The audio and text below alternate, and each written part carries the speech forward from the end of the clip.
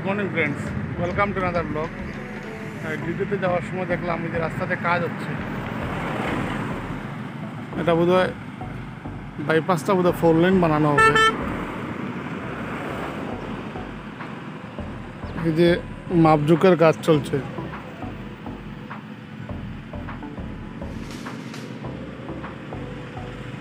এই যে একটা জিনিস কিন্তু সত্যি, মোদী সরকারের আমলে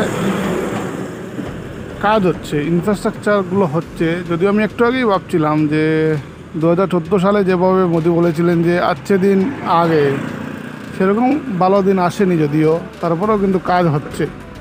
এই যে রাস্তাঘাটের কাজগুলো, এটা একটা অনেক বড় প্রজেক্ট হবে। যদি 4 লেন হয়, এটা 1 লেনের রাস্তা বা 2 লেনের রাস্তা, এটাকে 4 লেন বানানো হবে। 4 লেন বানানো মানে অনেক বড়ই ব্যাপার। দেখা যাক কী হয়। কিন্তু মেইন কথা হলো গিয়ে কাজগুলো শুরু হয় তারপর কিন্তু থেমে যায়, তারপর সেইভাবে এগোয় না কাজ। এটাই একটা বিচ্ছিরি ব্যাপার। দেখা যাক কী হয়। এই যে মাপজোকের কাজ চলছে,